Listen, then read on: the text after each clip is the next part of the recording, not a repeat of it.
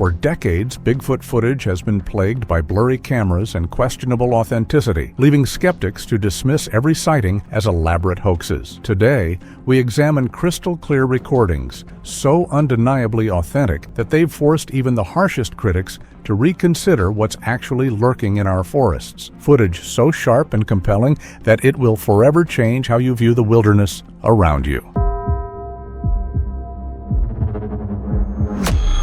A cabin sits in the forests of Washington State, about 45 miles southeast of Olympic National Park. And for weeks leading up to this encounter, the place had been plagued by weird disturbances. Motion lights going off for no reason, heavy knocks echoing through the night, even electrical issues that made no sense.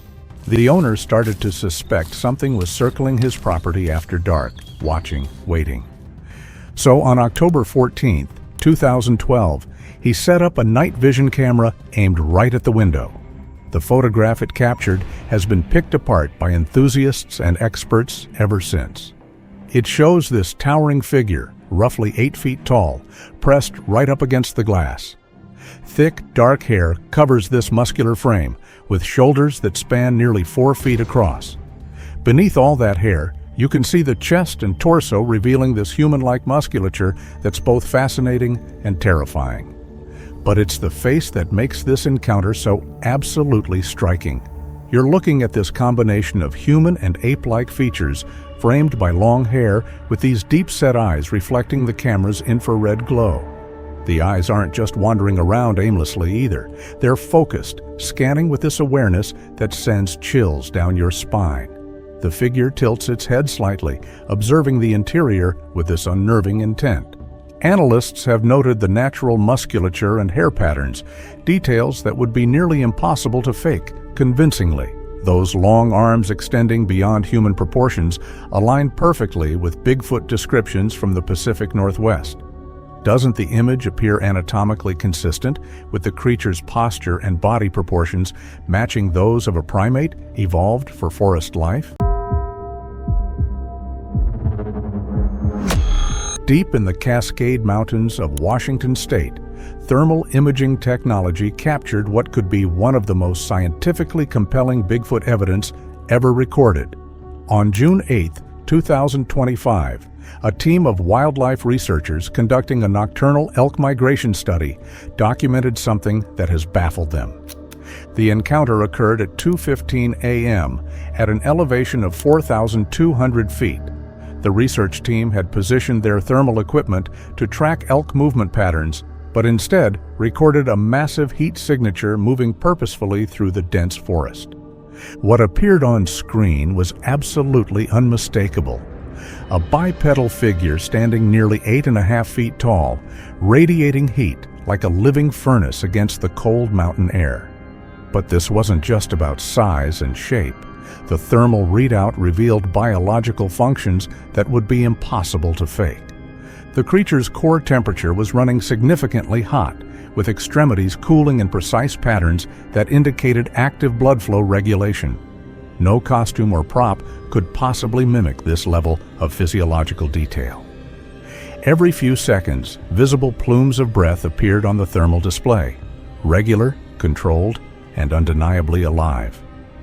The stride analysis was equally remarkable. Each step covered approximately 6 feet, with weight distribution patterns far beyond anything humanly possible. The figure moved with incredible purpose, effortlessly clearing fallen logs and dense brush without a single stumble or hesitation.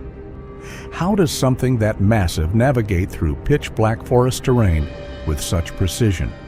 The recording continued for a total of 12 minutes. This wasn't some blurry glimpse or fleeting shadow. This was sustained documentation of a creature displaying body heat, respiratory patterns, and apparent awareness that defies conventional explanation. The evidence raises one critical question that skeptics have yet to answer. If this footage was somehow fabricated, how do you fake active body heat, controlled breathing patterns, and intelligent awareness in the middle of a remote mountain wilderness at 2 a.m.? This footage hinted at a lone being moving with calculated strength through the night. In March 2019, during a pre-dawn elk population survey in Washington's Olympic National Forest, field researcher Dana Peters set up a FLIR Scout 3 thermal imager near a stand of old-growth Douglas firs. At precisely 2:47 a.m., with air temperatures hovering at 3 degrees Celsius and light winds under 3 miles per hour, the thermal unit captured a heat signature emerging from the tree line approximately 210 yards away.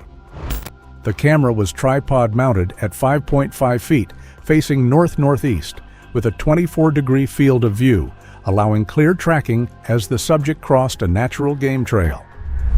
The recording clearly reveals a massive, upright figure moving on 2 legs, its heat profile glowing bright white against the surrounding cold forest. Using nearby fir trunks for scale, measured later at an average of 32 inches in diameter, the figure's shoulder span is estimated at nearly 4 feet, and its height at roughly 8 feet. FLIR telemetry logged a surface temperature reading of 101.3 degrees Fahrenheit, consistent with a large endothermic animal. Most striking, the extremities register slightly cooler than the torso, suggesting robust peripheral blood flow, an adaptation seen in cold weather mammals. For nearly 6 continuous minutes, the figure moves with deliberate, fluid steps, following a loose arc instead of a straight line. Analysts later measured an average stride length of 51 inches, derived by mapping the heat footprints against flagged survey markers, spaced every meter along the trail.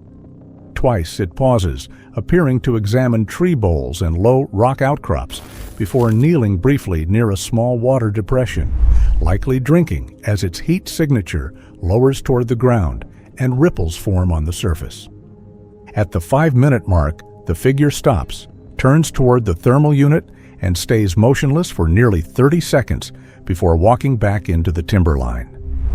Analysts confirmed the heat signature matched a living organism. Some critics suggested it could be a human in insulated gear, but the height, gait, and temperature pattern made that unlikely.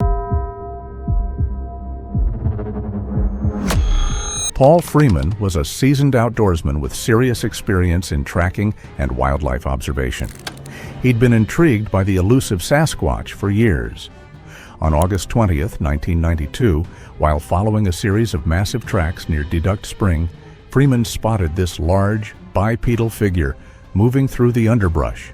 With his camera ready, he documented the creature's movements, capturing footage that would become a cornerstone of cryptozoological study. The footage reveals a creature approximately 7 feet tall, covered in dark, shaggy hair, moving with this fluid, rolling gait that suggests a completely non-human anatomy. Its proportions, particularly the length of its arms and the width of its shoulders, differ significantly from those of a human. Could those physical traits really belong to a person in disguise, or do they point to something far beyond human fabrication? This led researchers to conclude that the creature isn't just a human in a costume, but a distinct species entirely. Nearby, Freeman documented footprints measuring 17 inches in length, with distinct toe spread and depth indicating a creature of significant size and weight. These prints, along with the video evidence, have been analyzed by experts who argue that the anatomical details visible in the footage support its authenticity. The Freeman footage has had a massive impact on Bigfoot research, inspiring numerous expeditions, documentaries, and scientific analyses. Its clarity and the detailed account provided by Freeman have made it a focal point in Bigfoot studies, fueling debates and discussions about the existence of Sasquatch. For Freeman, this encounter was way more than just a chance sighting. It was a profound moment that combined physical evidence with unexplained phenomena. The creature's behavior and presence suggested intelligence and awareness, challenging assumptions about Sasquatch behavior and its place in the natural world. It was dated March 20th, 2025. Most of the footage is ordinary field video. The angler handling gear, the sun sliding behind ridge lines, water lapping at the shoreline. Then, about 40 minutes in, The frame briefly admits something else, only for a handful of seconds. At the far tree line between dark trunks and low branches, a pale vertical shape slips into view. A shoulder, the curve of a head, the faint suggestion of an arm moving behind brush. The figure is nearly indistinguishable, half hidden by shadows, seen only as a slow peak between two cedar trunks. Leaves shudder and a low rustle passes through the microphone. Then it moves away.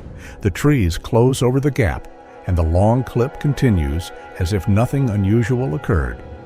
The fisherman never looks up and never interrupts his narration. He keeps joking about the bass, shows off a few other catches, then signs off and ends the recording. Only later at home does he notice it, freezing the playback on those seconds where something was clearly peering from the forest. He rewinds, slows the frame, and the same brief glimpse repeats. An unmistakable verticality, a slow retreat into the undergrowth. Online reaction was immediate and divided. Many viewers called the clip an obvious stunt, pointing to the angle, the lighting, and the campsite's popularity, with weekend thrill seekers as evidence of a planted costume or staged prank. Others argued that the partial view, the natural motion of foliage, and the lack of dramatic reaction from the fisherman suggested authenticity. Several commenters claiming credentials in wildlife biology and video forensics weighed in, some skeptical, some supportive. Some mentioned that the upload noted there were no clear edits and that the motion blur and sensor noise were consistent with low-light, long-take smartphone footage. For now, the long recording stands mostly as ordinary lake footage, interrupted by a few seconds of something that refuses to be fully seen or fully explained. Visible enough to spark argument, but too indistinct to settle it. At the lake, it lingered only for a moment, half hidden in the trees, more suggestion than proof. But in Montana, it came out of the dark with such violence that a steel machine buckled, hinting at what it could do to us. On October 3, 2019, 8-year-old Emma Rodriguez disappeared from Cascade Falls Campground in the Mount Baker Snoqualmie National Forest, Washington. What started as a family camping trip turned into the most documented Bigfoot encounter in Pacific Northwest history, captured entirely on her father's GoPro camera. The footage would later reveal a truth so extraordinary that it challenges everything we thought we knew about the wilderness.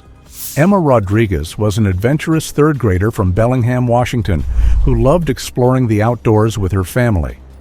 Her father, Miguel Rodriguez, was a 34-year-old park ranger who had worked in the Mount Baker area for over 8 years. Her mother, Sarah, taught elementary school and shared Miguel's passion for hiking and camping. The family made monthly trips to various locations throughout the Cascades, always choosing remote spots where Emma could safely explore and learn about nature. October 3rd was supposed to be a perfect autumn camping trip. The Rodriguez family had reserved Campsite 14 at Cascade Falls, a secluded spot about 12 miles from the nearest road. Miguel had chosen this location specifically because it offered excellent hiking trails suitable for Emma's age, plus a beautiful waterfall that she had been asking to see for months. The weather forecast called for clear skies and mild temperatures, ideal conditions for their planned 3-day adventure.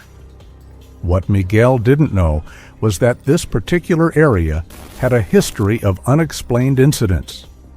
Park records, which he had never reviewed for this remote section, documented 5 missing person cases over the past 15 years. 3 involved children under the age of 12. All had occurred during the fall months, and none had ever been fully resolved. The family arrived at Cascade Falls Campground at 2:30 p.m. on October 3, 2019. Miguel's routine was always the same: set up camp first, then explore. He had mounted his GoPro Hero 7 on a chest harness that morning, planning to document their entire trip for Emma's school project about Pacific Northwest ecosystems. The camera would run continuously throughout their stay, capturing what would become the most important footage in cryptozoology history. Emma was immediately fascinated by the campground's natural features. The site sat in a clearing surrounded by towering Douglas firs and western hemlocks, with Cascade Creek running just 50 yards away. The sound of the waterfall, about a quarter-mile upstream, created a constant background noise that Emma found magical. She spent the first hour collecting interesting rocks and leaves while Miguel and Sarah set up their tent and organized their supplies. At 4:15 p.m., the GoPro captured Emma discovering something unusual near the creek. She called out to her parents, pointing excitedly at what appeared to be a large footprint pressed into the muddy bank. Miguel, with his ranger training, immediately recognized that it was unlike any animal track he had seen in his 8 years of forest service. The print measured roughly 14 inches long and 6 inches wide, with clearly defined toe impressions that suggested a bipedal creature. "Dad, what kind of animal makes tracks like this?" Emma asked, her voice clearly audible on the recording. Miguel's response revealed his confusion. "I'm not sure, sweetheart. It's bigger than a bear track, but the shape is all wrong. Maybe it's just an old print that got distorted by the rain." But Emma wasn't satisfied with that explanation. Her natural curiosity, encouraged by years of family hiking trips, made her want to investigate further. The GoPro footage shows her following the creek bank, looking for more prints while her parents finished setting up camp. What she found would change everything. At 4:32 p.m., Emma discovered a series of prints leading away from the creek and into the dense forest. The tracks were fresh, pressed into soft earth that had been moistened by morning dew, but not yet dried by the afternoon sun. More importantly, they showed a clear pattern of bipedal movement with a stride length that suggested something much larger than a human, but walking upright like one. "Mom! Dad! Come look at this!" Emma's excited voice echoed through the forest. The camera captured Miguel and Sarah hurrying to join their daughter, who was kneeling beside the clearest print they had seen yet. Sarah's background in education made her naturally analytical, and she immediately began asking questions that would prove crucial later. "How deep do you think this is, Miguel?" she asked, running her finger along the edge of the impression. "And look at these toe marks. They're so detailed. This had to be made recently, maybe even today." Miguel's ranger instincts kicked in. He began documenting the prints with his phone camera while the GPORE continued recording from his chest. The footage shows him measuring the prints with a small ruler from Emma's school supplies, noting the depth, width, and spacing between tracks. His professional training was evident as he carefully avoided disturbing the evidence while gathering as much information as possible. What happened next would haunt the Rodriguez family forever. At 4:47 p.m., while Miguel and Sarah were focused on documenting the footprints, Emma wandered about 30 yards deeper into the forest, following what appeared to be a faint trail. The GoPro, still mounted on Miguel's chest, captured her small figure moving between the trees, her bright red jacket making her easy to spot against the dark forest backdrop. "Emma, don't go too far," Sarah called out, but her daughter was already partially hidden by the thick undergrowth. The camera shows Emma stopping beside a massive fallen log, examining something on the ground that had caught her attention. She appeared to be talking to herself, a habit she had when making discoveries during their family hikes. At exactly 4:52 p.m., the GoPro recorded a sound that would later be analyzed by an endless amount of audio experts around the world. A low, resonant call echoed through the forest, not quite human, but far more complex than any known animal vocalization.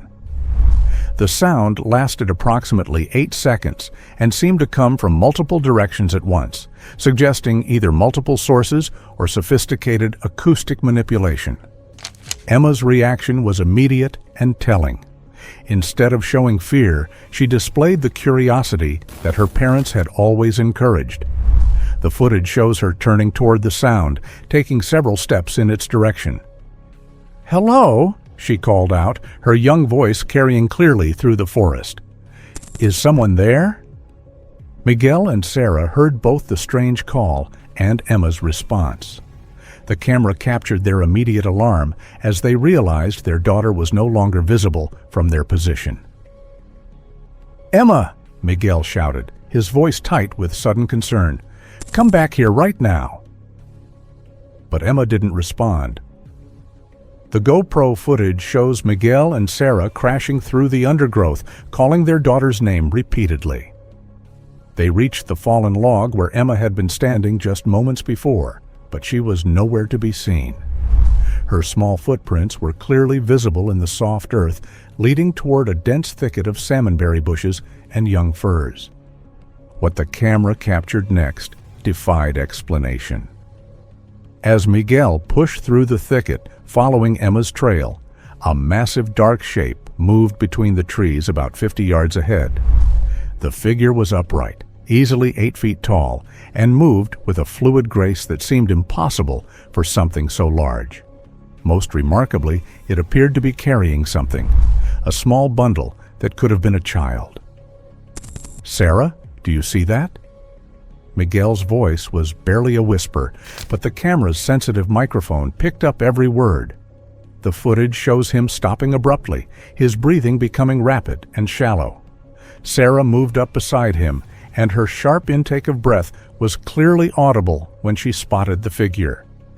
The creature, for lack of a better term, seemed aware of their presence. It paused at the edge of a small clearing, turning slightly in their direction. The GoPro captured what appeared to be a face, though the distance and forest shadows made details difficult to discern. What was clear was the intelligence in its posture, the deliberate way it assessed the situation before continuing deeper into the forest. The figure disappeared into the dense forest, moving with surprising speed despite its size and apparent burden. Miguel and Sarah gave chase, but the thick undergrowth and uneven terrain made it impossible to keep up. The GoPro footage became chaotic, showing glimpses of trees, sky, and forest floor as Miguel struggled through the wilderness. For the next 47 minutes, the camera documented their frantic search. They called Emma's name continuously, their voices growing hoarse with desperation. They found broken branches and disturbed vegetation that suggested something large had passed through, but no sign of their daughter.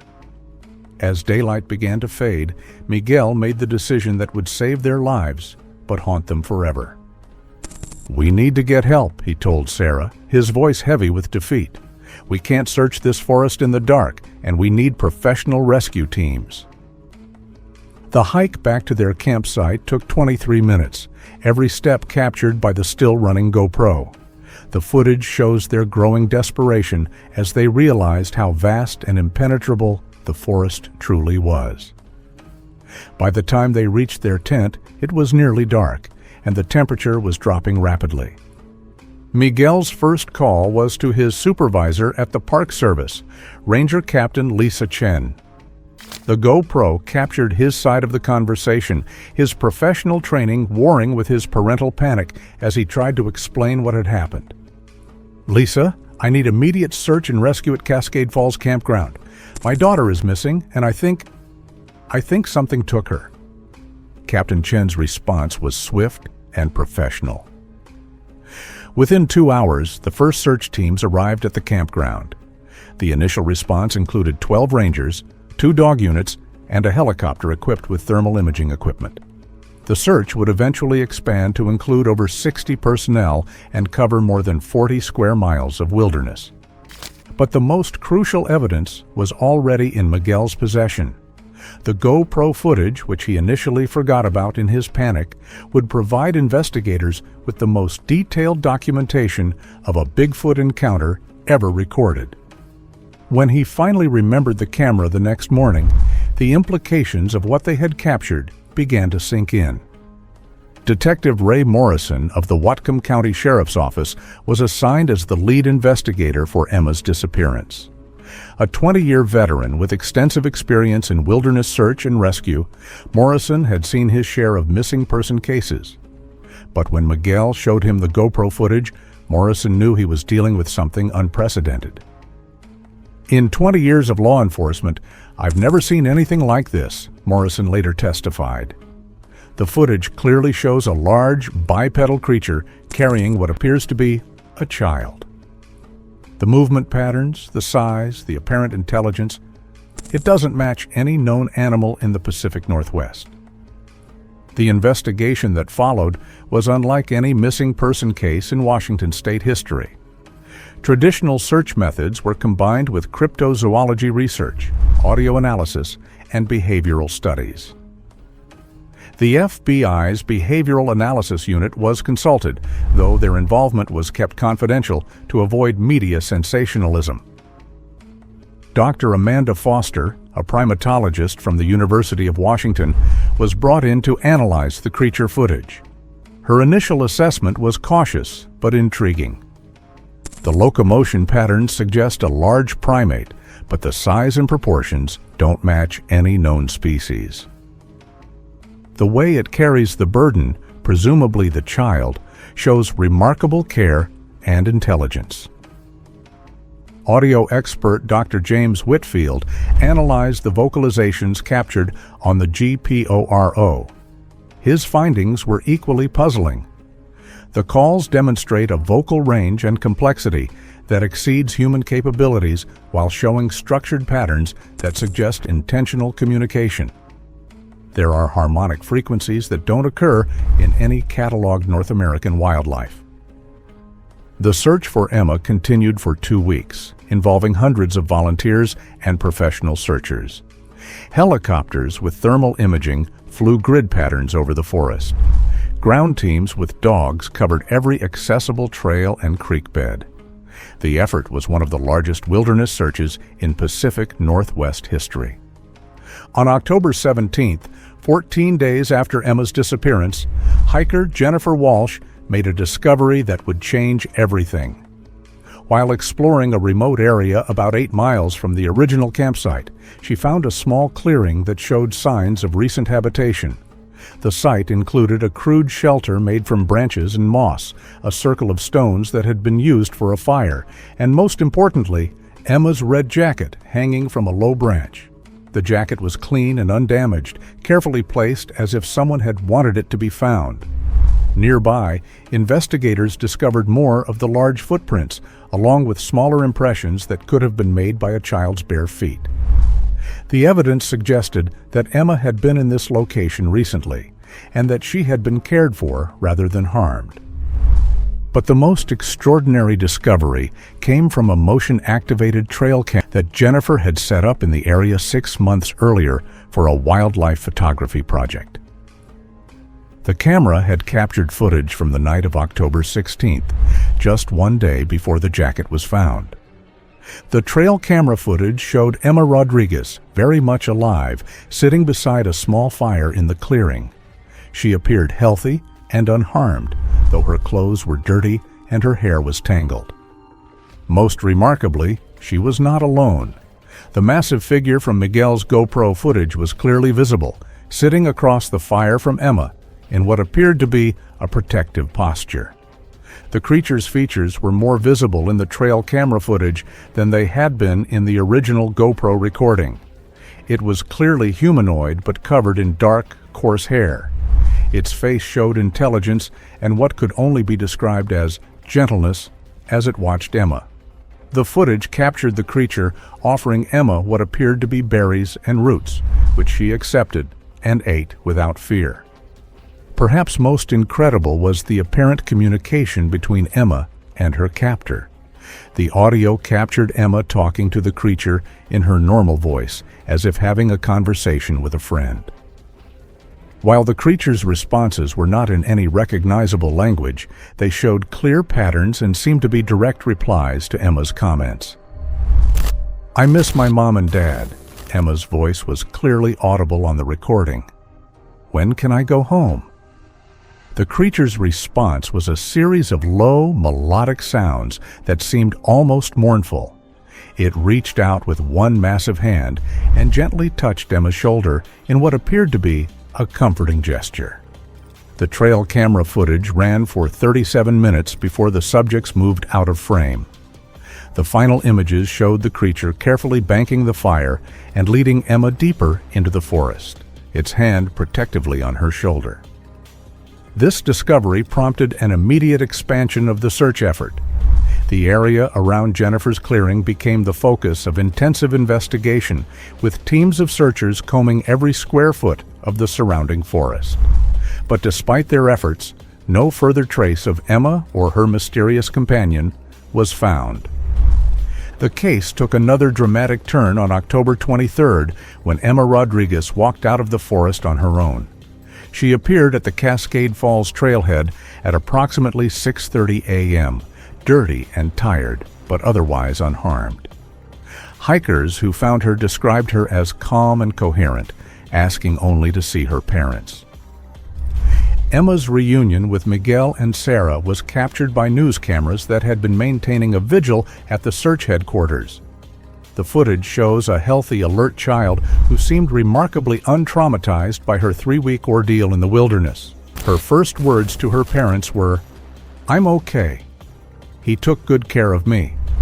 The medical examination that followed found Emma to be in surprisingly good health. She had lost some weight and showed signs of exposure to the elements, but had no injuries or indications of abuse. Most remarkably, she had somehow avoided the hypothermia and dehydration that would normally be expected after 3 weeks in the wilderness. Emma's account of her experience was both fascinating and troubling. She described being carried through the forest by what she called the big man, who had taken her to a safe place where she wouldn't get lost. According to Emma, the creature had provided her with food, water, and shelter, protecting her from the cold and rain. "He was really nice," Emma told investigators. "He couldn't talk like us, but he understood when I was scared or hungry. He showed me which berries were safe to eat and how to stay warm at night. He missed his family too." Child psychologist Dr. Maria Santos, who conducted extensive interviews with Emma, found no evidence of trauma or fabrication. Emma's account is remarkably consistent and detailed. She shows no signs of the psychological distress typically associated with abduction or abuse. Her descriptions of the creature's behavior suggest a level of care and protection that's difficult to explain. Perhaps most intriguing were Emma's drawings of her experience.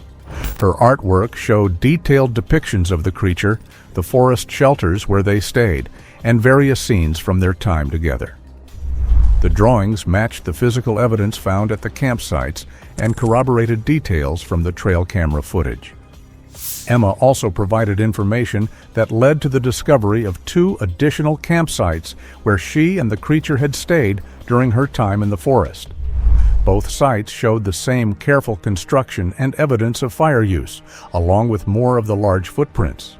The sites were connected by what appeared to be a network of trails known only to the creature. The scientific community's response to Emma's case was divided but intense. Cryptozoologists hailed it as definitive proof of Bigfoot's existence, pointing to the multiple forms of evidence: video footage, audio recordings, physical tracks, and eyewitness testimony from a credible source. Skeptics argued that the case, while extraordinary, still fell short of the scientific proof required to confirm a new species. Dr. Jeffrey Meldrum, a professor of anatomy and anthropology at Idaho State University and a leading Bigfoot researcher, analyzed all the available evidence. His conclusion was cautiously optimistic. The Rodriguez case presents the most compelling collection of evidence for the existence of a large, unknown primate in North America. The combination of video documentation, physical evidence, and witness testimony creates a picture that is difficult to dismiss through conventional explanations. The physical evidence collected during Emma's disappearance underwent extensive scientific analysis. Hair samples found at the campsites were examined by Dr. Melba Ketchum's laboratory in Texas, known for its work on cryptid DNA analysis. The results were inconclusive but intriguing. The samples showed primate characteristics but didn't match any known species in genetic databases.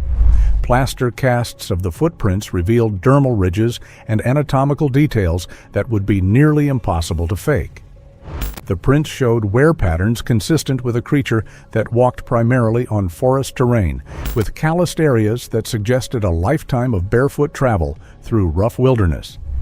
The audio analysis proved equally compelling. Dr. Scott Nelson, a former Navy cryptologic linguist, studied the vocalizations captured on both Miguel's GoPro and the trail camera. His findings suggested a complex communication system with consistent phonetic patterns that resembled language structure. What we're hearing isn't random animal sounds, Dr. Nelson explained. There are repeated phonemes, tonal variations that suggest meaning, and response patterns that indicate genuine communication. This creature appears to have a sophisticated vocal language. Emma's case also revealed a disturbing pattern of similar incidents throughout the Pacific Northwest. Research conducted by the Olympic Project, a Bigfoot investigation organization, uncovered 17 cases of missing children in Washington and Oregon over the past 30 years. In 12 of these cases, the children were found alive after several days, often with stories of being cared for by a big, hairy man in the forest. Most of these earlier cases had been dismissed as childhood fantasy or trauma-induced false memories. But Emma's case, with its extensive documentation, forced investigators to reconsider these previous incidents. Patterns emerged that were too consistent to ignore. Children between ages 6 and 10, disappearances during fall months, recovery after 3 to 7 days, and remarkably similar descriptions of their caretaker. The Rodriguez family's life changed dramatically after Emma's return. Miguel took extended leave from his ranger position, struggling to reconcile his scientific training with what he had witnessed. Sarah left her teaching job to focus on Emma's recovery and to research similar cases. The family moved to a smaller town away from the media attention, seeking privacy to process their extraordinary experience. Emma herself seemed remarkably well-adjusted, though she occasionally spoke about missing her friend in the forest. Child psychologists noted that she showed none of the typical signs of trauma associated with abduction cases. Instead, she displayed increased confidence and a deeper connection to nature that surprised her parents. "She's different now," Sarah explained to investigators. "More mature, more aware of the natural world around her. It's like she learned something out there that most people never get to experience." The case attracted international attention from researchers, media outlets, and cryptozoology enthusiasts. The Rodriguez family received thousands of letters from people sharing their own encounters with similar creatures. Many of these accounts had never been reported to authorities, their witnesses fearing ridicule or disbelief. Dr. Grover Krantz's research archives at Washington State University became a focal point for analyzing these reports. Patterns emerged showing a concentration of sightings in the same general area where Emma disappeared, suggesting a stable population of these creatures in the remote wilderness of the North Cascades. The Native American perspective added crucial context to Emma's case. Elder Joseph Moses of the Lummi Nation explained that his people had always known about the Stick Indians, forest beings who occasionally interacted with humans, particularly children. According to tribal tradition, these encounters were not to be feared, but respected as connections to the ancient wisdom of the forest. The old stories tell us that sometimes the forest people take care of lost children, Moses shared. They return them when it's safe, when they've learned what they needed to learn. Your daughter was chosen for something special. The investigation officially concluded 6 months after Emma's return, with the case classified as resolved but unexplained. Detective Morrison's final report acknowledged that while Emma had been safely returned, the circumstances of her disappearance and care remained beyond conventional explanation. The physical evidence was preserved in a special collection at the University of Washington, available for future research. The GoPro footage and trail camera recordings were digitally archived and made available to qualified researchers worldwide. Emma's case sparked changes in how missing person investigations are conducted in wilderness areas. Search protocols now include consultation with cryptozoology researchers and Native American tribal authorities. Trail cameras are deployed more extensively, and unusual evidence is preserved rather than dismissed. 5 years later, Emma Rodriguez is now 13 years old and thriving in her new community. She has become an advocate for wilderness conservation and frequently speaks about the importance of respecting unknown species that may share our forests. Her experience has inspired a new generation of researchers dedicated to understanding the mysteries that still exist in our world. The Rodriguez family established the Emma Rodriguez Foundation for Wilderness Research, which funds scientific investigation of unexplained phenomena in natural settings. The foundation has supported dozens of research projects and maintains a database of similar encounters reported throughout North America. Miguel returned to ranger work, but in a different capacity, serving as a liaison between park services and cryptozoology researchers. His experience has helped bridge the gap between traditional wildlife management and the investigation of unknown species. The creature that cared for Emma has never been seen again, despite extensive monitoring of the area where she was found. Motion-activated cameras continue to operate throughout the region, and researchers maintain hope that additional evidence will emerge. Emma's case remains one of the most documented and credible Bigfoot encounters in history. The combination of video evidence, physical traces, and credible witness testimony has convinced many skeptics that something extraordinary exists in the remote wilderness of the Pacific Northwest. Whether that something is a surviving population of ancient primates, an unknown species of human relative, or something else entirely, remains to be determined. But Emma Rodriguez's 3 weeks in the forest proved that our world still holds mysteries that challenge our understanding of what's possible. The truth about what happened to 8-year-old Emma Rodriguez may never be fully understood, but her safe return and the evidence of her care by an unknown forest dweller suggests that sometimes, in the deepest wilderness, we are not as alone as we think. And sometimes that's not something to fear, but something to wonder about.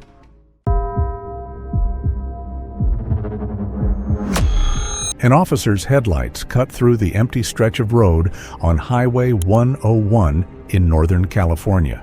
Then, something massive appeared at the edge of the beam. It wasn't a deer or a bear, just the upper body of a towering, fur-covered figure, frozen in place for the briefest instant before the car passed.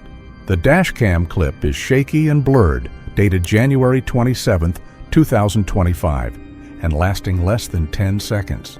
But even so, the sheer size and upright stance are impossible to dismiss. According to the officer, he immediately pulled over and turned the cruiser around to aim his spotlight back toward the shoulder where he thought he'd seen it. But the road was empty. No movement, no sound. As evident from his body cam footage, for several minutes, he scanned the forest's edge, expecting eyeshine or some sign of retreat, but nothing appeared. The dash cam recorded his return to the spot and the spotlight cutting into trees that revealed nothing.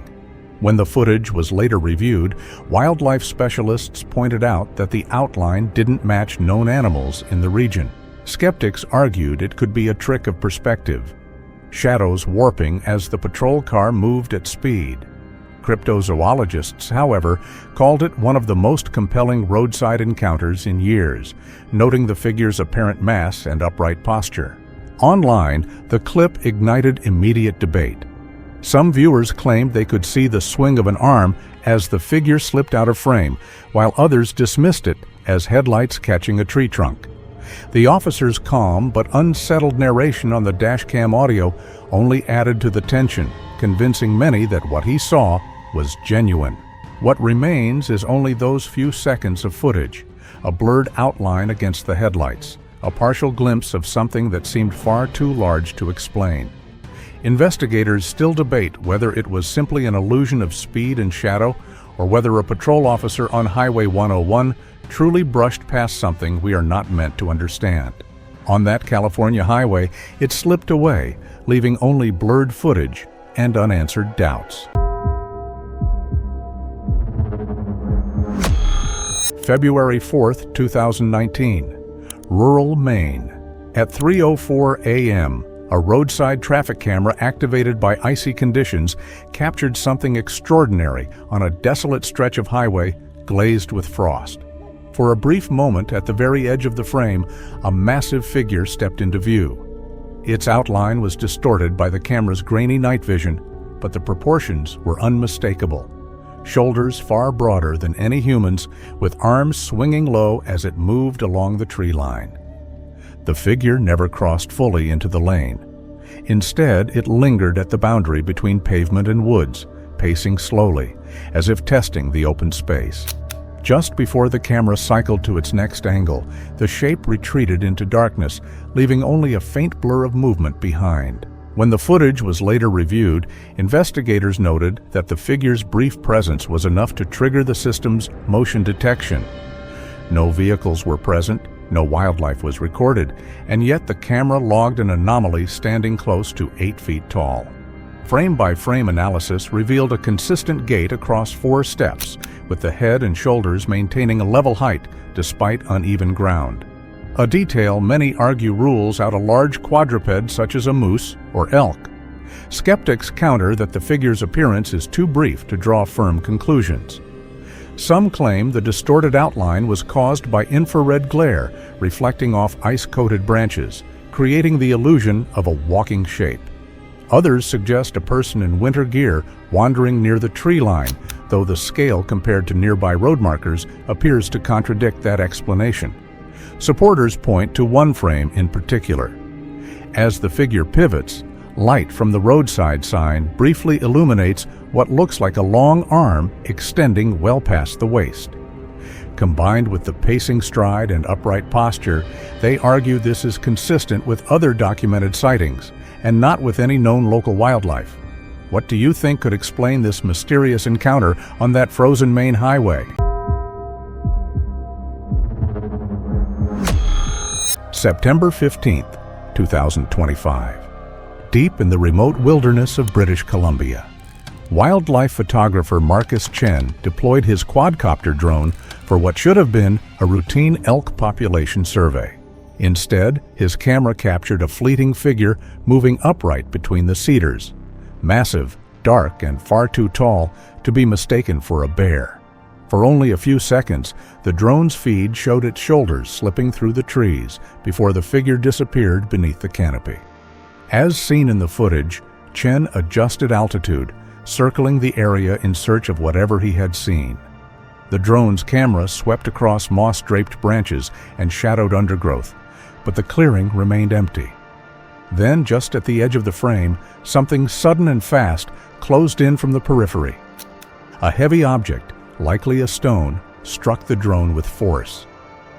The camera jolted violently, static filled the feed, and within seconds, the aircraft spiraled down. The last frame showed blurred forest rushing upward before the image cut to black. When the footage surfaced online, reaction was immediate. Some viewers insisted the strike confirmed intelligence, arguing no animal throws objects with intent. Others dismissed it as staged, pointing out how easy it is to simulate impact with editing tricks. Chen, however, released the drone's telemetry logs, showing abrupt mechanical failure immediately after the collision. Experts weighed in with cautious observations. A primatologist noted that great apes in the wild occasionally hurl stones at perceived threats, suggesting the act, if genuine, was consistent with higher-level cognition. A drone engineer confirmed the strike was external, not mechanical, but declined to speculate further. Could an unknown species really possess the awareness to target technology so precisely?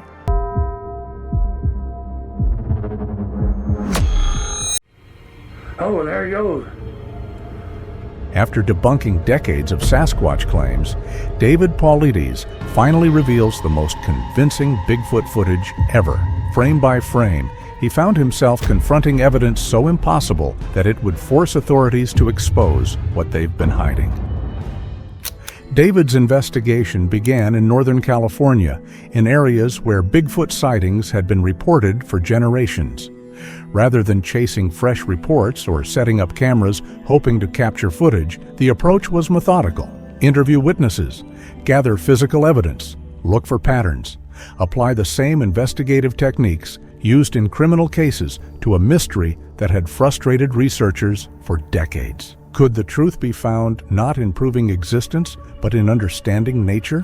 What emerged from thousands of interviews and field investigations was a picture far more complex than anyone anticipated. The physical evidence was there, plenty of it, but alongside all that tangible proof were reports of phenomena that didn't fit any known biological model. Creatures that seemed to vanish in open terrain, encounters accompanied by strange lights and unexplainable sensations, behavior that suggested intelligence far beyond what an undiscovered primate should possess. Footprints discovered across North America, from California to Washington, from Minnesota to Oklahoma, show consistent anatomical features that appear in casts taken by different people in different decades. These aren't crude impressions that could be carved out of wood and stamped in mud. They show dermal ridges, the equivalent of fingerprints on the soles of feet. They demonstrate a mid-tarsal break, a flexibility in the middle of the foot that humans don't possess, but that would be biomechanically advantageous for a heavy creature moving through rough terrain. Forensic podiatrists who've examined these casts can't explain them away as hoaxes.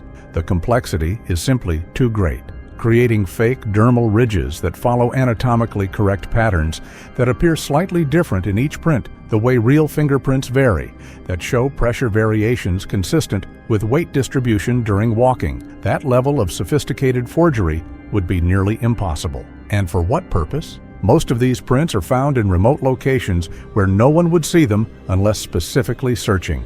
Paul Freeman, a ranger working in the middle of nowhere by himself, stumbled across unusual tracks that started and stopped sometimes in the middle of nowhere. He carried his camera around, hoping to catch something, though he wasn't even sure what.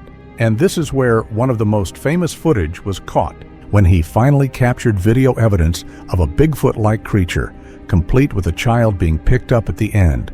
The world dismissed it. Yet the footage came from an era before digitalization, when such manipulation was effectively impossible. Freeman wasn't a wealthy man. He couldn't have hoaxed it. How could such evidence simply be ignored? Aside from visuals, the vocalizations are equally compelling. Audio recordings from the Sierra Nevada mountains, captured in the 1970s by Ron Moorhead and his companions, have been analyzed by sound engineers and linguistics experts. These recordings, known as the Sierra sounds, aren't recordings of known animals. They're not humans attempting to hoax. The frequency ranges exceed what human vocal cords can produce. The patterns show structure that suggests language, actual communication with grammar and meaning. Then there's the physical evidence of strength. Massive trees found broken or twisted at heights 10 to 15 feet off the ground in ways that don't match wind or ice damage. Boulders moved that would require multiple people or machinery. Structures built from logs that would take teams of men to manipulate. Whatever is creating these effects possesses strength far beyond human capability. Could this be dismissed as natural phenomena? Here's where things become complicated. For every piece of solid, measurable evidence, there's a report that makes no biological sense. And these aren't rare anomalies that can be dismissed as mistakes or misidentifications. They're consistent patterns that appear again and again in witness testimony from credible observers who have nothing to gain from fabricating stories. According to Paulites, park rangers, people who work in the wilderness every day, who understand sightlines and terrain, who know what animals can and can't do, describe encounters where massive creatures vanish between trees in terrain where there's nowhere to hide. The being is visible one moment, impossible to miss given its size, and simply gone the next. Not running away, not ducking behind cover, just no longer there. These are trained observers reporting something that shouldn't be possible. Barb Choupet's footage captured in her own backyard showed similar impossibilities. She heard something walking on the gravel and noticed her dogs crying under the porch. What caught her attention next defied explanation. She could hear the screen door open, saw the doorknob turning. What she was looking at was covered entirely in hair. The smell was overwhelming, like a dead animal. When investigators examined the area, they found a 17-inch track in the creek bed nearby, right where she'd indicated. The footage she captured matched patterns seen in Scott Carpenter's research, validating one account with another. But what was most disturbing wasn't what was captured on film, but what happened after. The sense that these beings choose when to appear and when to vanish. Now it's easy to dismiss footage as hoax, but what if researchers chimed in with their DNA expertise? Over the course of several years, David Paulites and his team collected samples alleged to be from these creatures for genetic testing. Hair that didn't match known species, biological material from sites where encounters occurred, anything that might provide definitive proof of what these beings actually are. Finding a laboratory willing to test the samples proved nearly impossible. UC Davis, UC Berkeley, all the major labs refused to touch it when they discovered it was Bigfoot related. The only person willing to conduct the analysis was Dr. Melba Ketchum, a geneticist who had testified in Texas courts and put people on death row based on her DNA testimony. When people questioned her expertise, Paulites had a simple challenge: find a bigger expert who can testify in court. They wouldn't find one. When the DNA analysis came back, it showed something nobody expected. The mitochondrial DNA, which is inherited only from the mother, came back completely human. Not similar to human, not close to human, but identical to modern human mitochondrial DNA. Genetic markers suggested this maternal lineage originated in the Middle East approximately 12 to 15,000 years ago, the same genetic heritage that can be traced in human populations today. But the nuclear DNA, which is inherited from both parents, told a different story. The sequences didn't match anything in genetic databases. Not human, not any known primate, not any cataloged species. The analysis suggested the presence of DNA from an unknown source, something that should theoretically be impossible. Every creature on Earth has ancestors.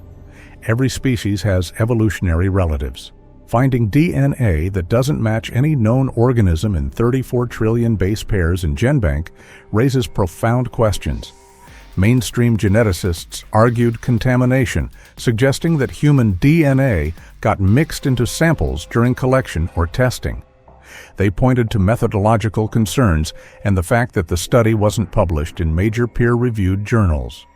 For many scientists, the results were interesting but ultimately inconclusive, more likely to reflect problems with the testing process than evidence of an unknown species. But Paulites interpreted the data differently. If the maternal line is human, but the paternal line is something unknown, what does that imply? The hypothesis suggested that these creatures might represent a hybrid, the result of an unknown hominid species interbreeding with humans thousands of years ago. It would explain their human-like appearance, their obvious intelligence, and their ability to remain hidden despite being so large and apparently widespread.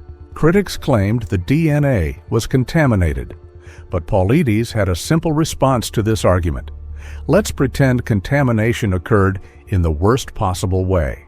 Let's pretend someone grabbed the hair sample, rolled it between their hands, rubbed it on their face, and contaminated it thoroughly. The lab would still cleanse it, and even if contamination remained, what would the testing reveal? On the maternal side, you'd find the contaminator's mother's DNA. On the fraternal side, you'd find the contaminator's father's DNA. To find nothing on the fraternal side, to find DNA that matches nothing in any database, is literally impossible through contamination. That's never happened before. When researcher L.A. Marzulli studied elongated skulls in South America and conducted DNA testing, he encountered the same phenomenon, unknown nuclear DNA. He knew it. He had been saying from day one that when nuclear DNA was found, there'd be nothing in the GenBank to match it. The maternal DNA traced to the Middle East raised even more eyebrows, particularly among those familiar with religious texts. Could these beings somehow be connected to ancient accounts? Could they be what old texts referred to as the Nephilim, the giants that once walked the earth? Scott Carpenter, a researcher who worked closely with Paulites, believed they were. He called them the beasts of the earth, referenced in ancient traditions, and the DNA evidence seemed to support historical accounts of giants whose bones were supposedly collected by museums like the Smithsonian, bones that today the Smithsonian claims never existed. This presents a fundamental challenge to the ape hypothesis. Gorillas are intelligent. Chimpanzees use tools and have complex social structures. Orangutans demonstrate problem-solving abilities that rival human children, but no ape developed spoken language in the wild. The cognitive architecture required for language, the specific neural pathways and brain structures, evolved in humans and our direct ancestors. If these creatures possess genuine language, they're not just unusually smart animals. They're something fundamentally different from any known primate. The behavior demonstrates strategic intelligence applied to avoiding detection. These beings understand human technology. They avoid trail cameras with remarkable consistency. They stay out of clear lines of sight. They seem to understand when they're being observed or tracked. This isn't animal cunning. This is intelligence comparable to, or possibly exceeding, human intelligence, deployed specifically to remain hidden. One wildlife biologist conducting field research observed behavior that stunned him. He was watching a clear-cut area through binoculars, observing a massive figure crossing approximately 200 yards away. The figure stood well over 7 feet tall and moved with a distinctive gait. He had a clear view for several seconds. He blinked, adjusted his grip on the binoculars, and when he looked again, the figure had vanished. The clear cut stretched for a quarter mile in every direction, with nowhere to hide. Whatever he'd been watching had disappeared from open ground in the span of a second. The sensation of being watched is almost universal in encounter reports. Not the vague unease of being in dark woods, but an overwhelming, focused awareness that something intelligent is observing. People describe it as feeling eyes on them, a physical sensation that makes neck hair stand up and triggers every primitive warning system humans possess. But when they turn to look, there's nothing visible, just that persistent sense of being studied by something hidden, something patient, something that chooses when and whether to reveal itself. Multiple hunters report experiencing what they describe as time distortions during encounters. A hunter tracking a deer saw a large figure ahead and froze, trying to decide whether to retreat or investigate. From his perspective, he stood there for perhaps 10 seconds before backing away, slowly. But when he checked his watch later, he'd lost 45 minutes. He has no memory of that time, no sense of anything unusual happening, just a gap where time should have been. Other hunters report similar experiences, losing anywhere from minutes to hours with no recollection of what occurred. During the filming of one documentary, the videographer and sound technician, experienced professionals who'd worked countless shoots, were absolutely stunned when 3 cameras went down simultaneously and 3 different lavalier microphones failed at the same time. They said that they've heard about this, but they can't believe they experienced it. It goes toward the evidence that in areas where Bigfoot is present, electronics behave impossibly. In one interview captured in the film, a paramedic described encountering a Bigfoot that crossed in front of their emergency vehicle, and everything in their rig shut down, every piece of electronic equipment going dark simultaneously. These people are credible professionals reporting something that defies conventional understanding. Over time, Paulites finally started listening to Native American accounts, and a very different picture emerged. Tribal elders don't speak of these beings as animals. They describe them as people, another tribe that lives according to different rules. The indigenous languages have specific names for them, not the generic Bigfoot coined by modern society, but terms that translate more closely to old people, or forest people, or the tall ones. Without the advancements of cameras, traditions passed down through generations, the knowledge that these beings have language, culture, social structures, and laws. They live in family groups, care for their young, and maintain territories. Some tribal accounts describe them as the original inhabitants, the first people who lived on the land before modern humans arrived. Other traditions say they came from the stars, descending to Earth in ancient times and choosing to live in deep forests away from human civilization. The descriptions consistently emphasize human-like qualities rather than animal characteristics. They're intelligent and aware, capable of choosing when and how to interact with people. Some tribes describe them as generally peaceful but protective of their territories, avoiding humans when possible but capable of asserting themselves when necessary. The protocols for encountering them involve respect and appropriate behavior, treating them as one would treat people from another culture, not as wild animals to be feared or hunted. Historical records support these accounts. Journals and letters from settlers in the 1800s include references to indigenous people speaking of hairy giants in the mountains. One particularly detailed account from a rancher in Northern California describes Native Americans bringing food to a creature living in nearby cliffs, treating it with respect and care. The rancher asked elders about it and was told the creature was a kind of person, different from them, but deserving of consideration and protection. These tribal perspectives align with evidence that modern investigators find puzzling. If the creatures possess language, if they demonstrate intelligence and cultural behaviors, if they're capable of complex decision-making and social organization, then treating them as undiscovered apes fundamentally misunderstands what they are. The indigenous communities have been saying this for centuries. Perhaps it's time researchers started taking that knowledge seriously. Over the years, Freedom of Information requests and interviews with former government personnel have revealed something disturbing. Official agencies, from the National Park Service to the Forest Service to military installations, have documented encounters but never made them public. Reports exist in archives that the general public doesn't access. Rangers have been told to redirect questions about unusual sightings. Military personnel stationed in remote areas have been debriefed about encounters and instructed not to discuss them.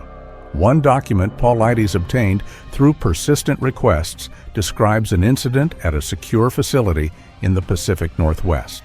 Multiple personnel reported seeing a large bipedal figure moving along the perimeter fence. Security footage captured something, but was classified and removed from standard records. The official explanation was that nothing unusual occurred, but employees who were present insist otherwise, describing a creature that stood at least 8 feet tall and moved with obvious intelligence, studying the facility's layout as if assessing defenses. Why would government agencies suppress or downplay these encounters? Several theories exist. Perhaps they genuinely don't know what the creatures are and don't want to create public panic about an unexplained phenomenon. Maybe they're concerned about the impact on public lands if people became afraid to visit national parks and forests. Or possibly they know more than they're admitting, and disclosure would raise questions about why information has been withheld for decades. Former personnel occasionally speak out after retirement, describing encounters during their service and the official responses. The pattern is consistent. Acknowledge the event internally, document it, and then minimize or deny it in any public forum. This isn't conspiracy theory speculation. These are documented cases with paper trails and multiple witnesses. Something is being observed in government-controlled areas, and the official position remains that nothing unusual is happening. The disconnect between private knowledge and public statements raises obvious questions. Jonathan Dover, a Navajo ranger, provided perhaps the most credible insider perspective according to Paulites. During his time with the Rangers, his primary job at some point became investigating Bigfoot and UFOs. He came across as such a credible individual that it's hard not to believe everything he says. He even worked at Skinwalker Ranch, where he brought drummers with him during one investigation. They were watching boulders at a distance, and those drums heated up the boulders in a way that made no rational sense. It was a turning point that made researchers think that maybe sound, maybe rhythm, maybe there's something to all this that needed further investigation. Among the most perplexing patterns in encounter reports are descriptions of unusual lights. Witnesses describe seeing orbs or spheres of light in areas where encounters occur, sometimes before seeing a creature, sometimes during an encounter, sometimes after. These aren't distant lights that could be explained as aircraft or astronomical objects. They're described as glowing spheres at ground level or floating through trees, moving in ways that seem purposeful and controlled. Paulites noted that one researcher captured video footage showing a brief flash of reddish light that coincided exactly with a deep grunting vocalization. The light appeared and disappeared in a fraction of a second, but frame-by-frame analysis showed it corresponded precisely with the sound. Every attempt to explain it as lens flare or passing insects failed.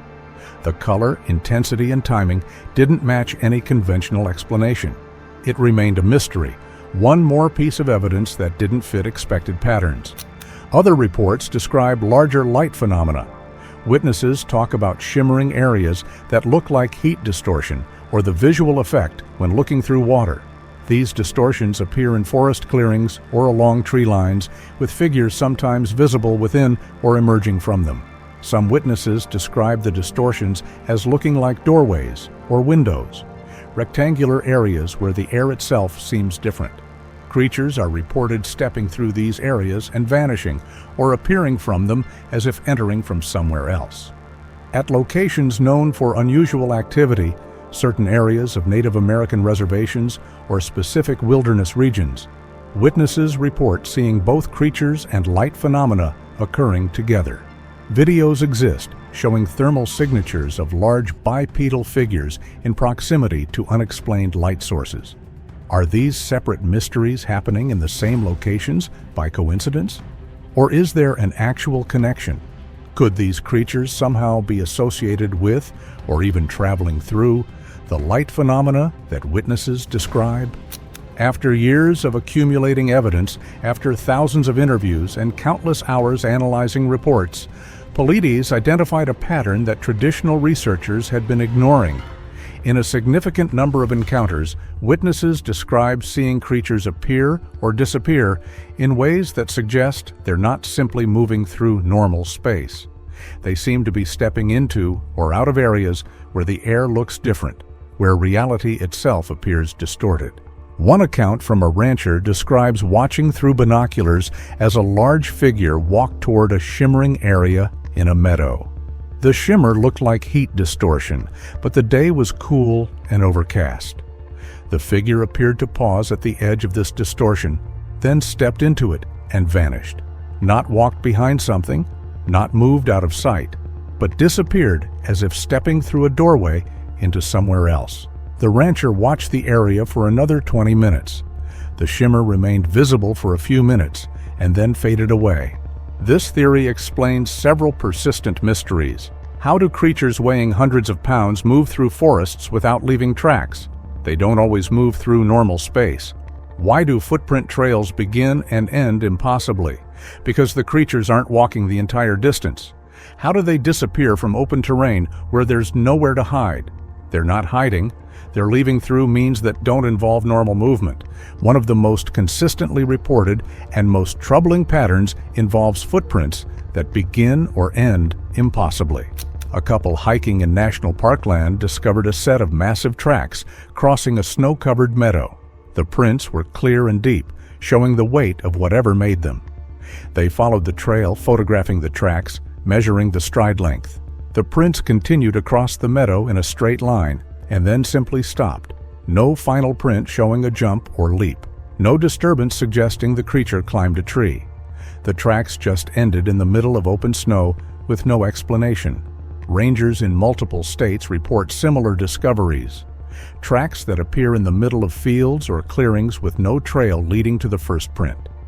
Footprints that show up in fresh snow on Forest Service roads, continuing for 50 or 100 yards, and then terminating without explanation.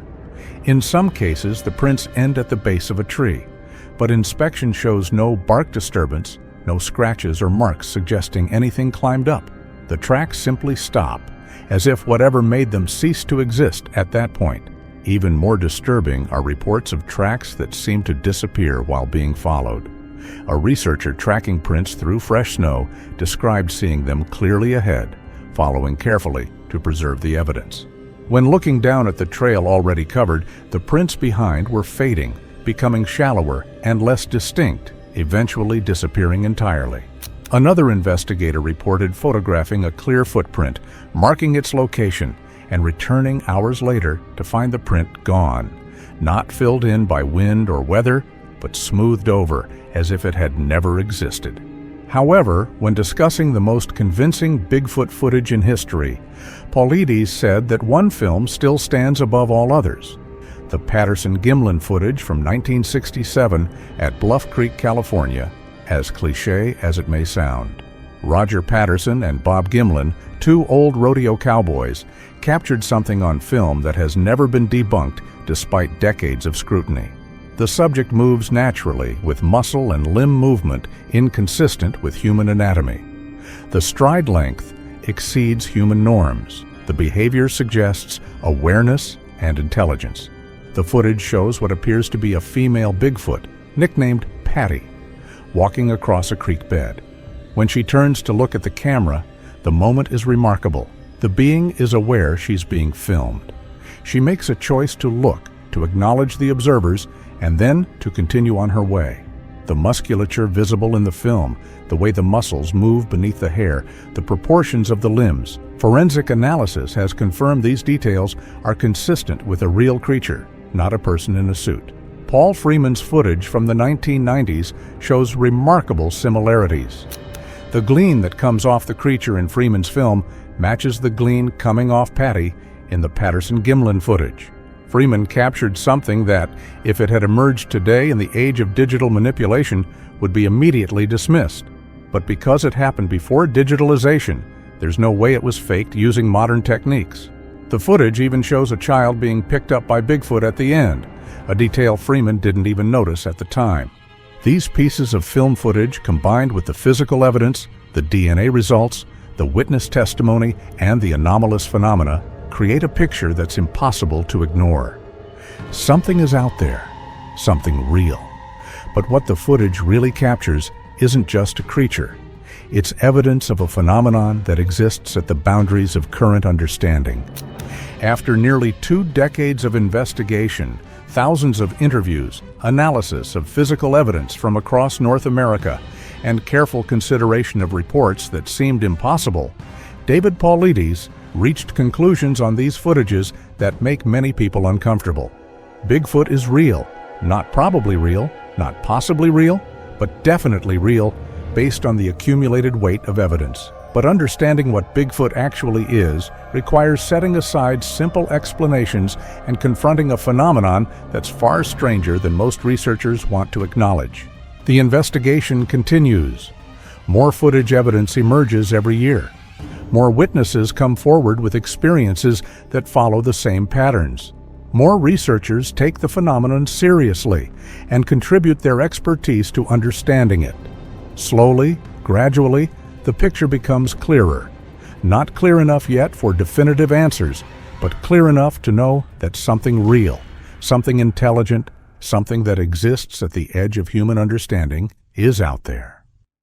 A security camera in the forests of Northern California captured something extraordinary at 2:47 a.m. on March 15, 2025. The footage reveals a massive figure emerging from the tree line, standing roughly 8 feet tall and covered in thick, dark hair.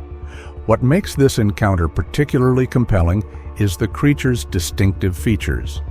The shoulders span an incredible width, while the arms hang unnaturally low, extending well past the waist. The head displays that characteristic cone shape we've seen in other encounters, balanced on what appears to be an extremely thick, muscular neck. The movement pattern is unlike anything we'd expect from a human or known primate. So what are we looking at? The Henderson family had been experiencing strange phenomena for weeks leading up to this sighting.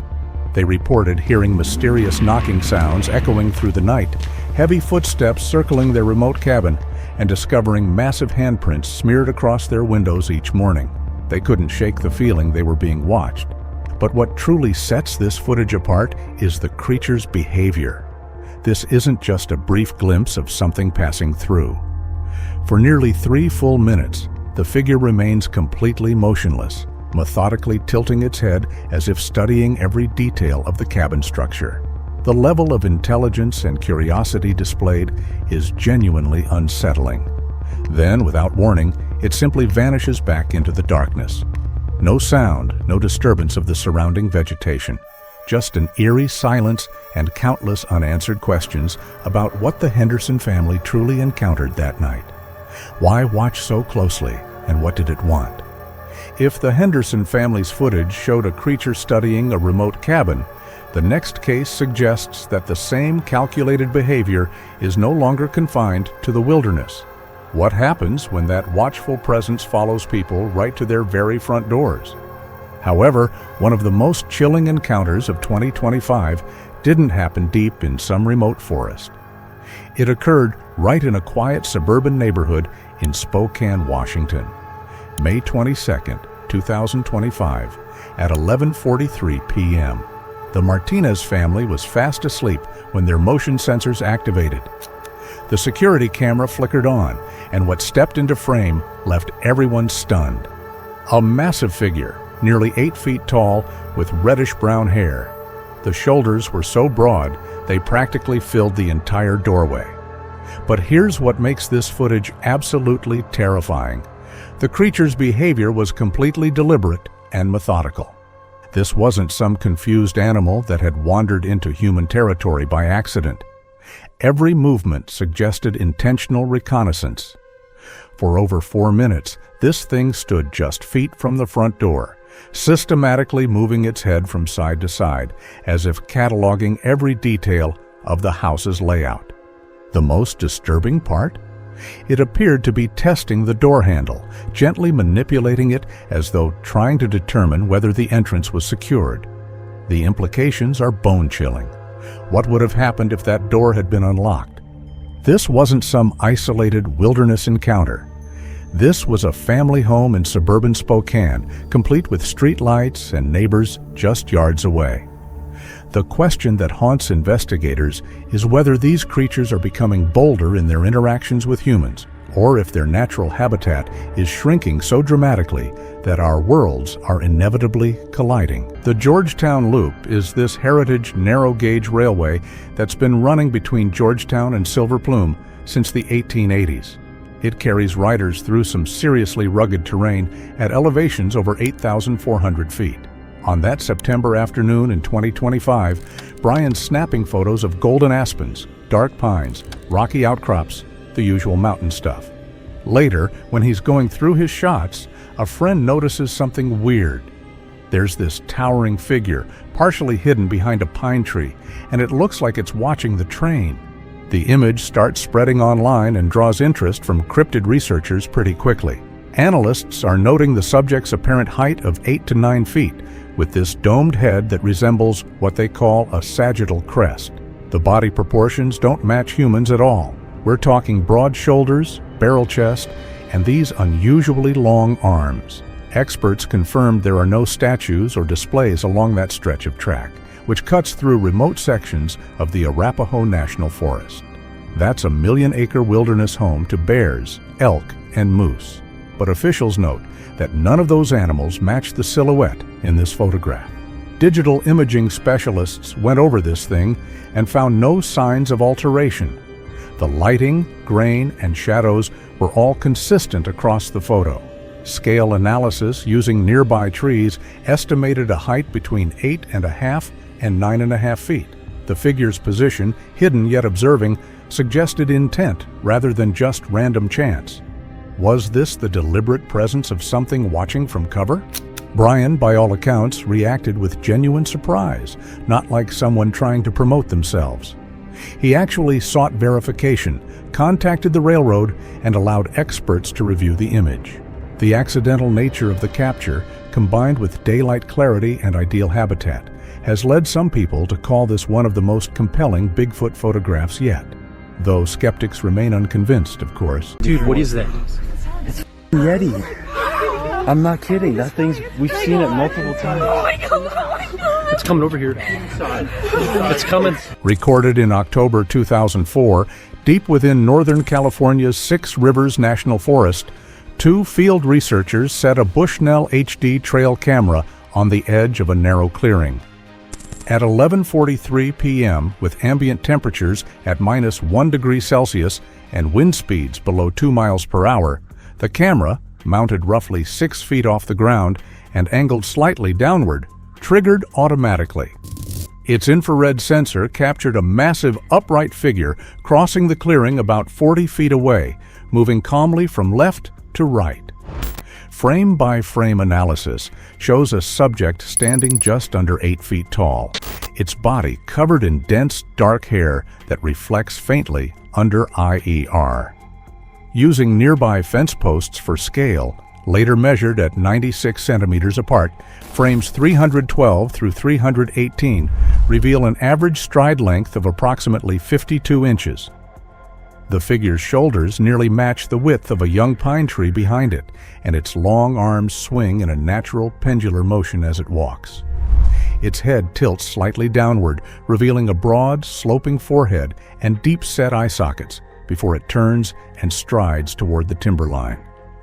The entire encounter lasted 59 seconds before the figure disappeared into the forest.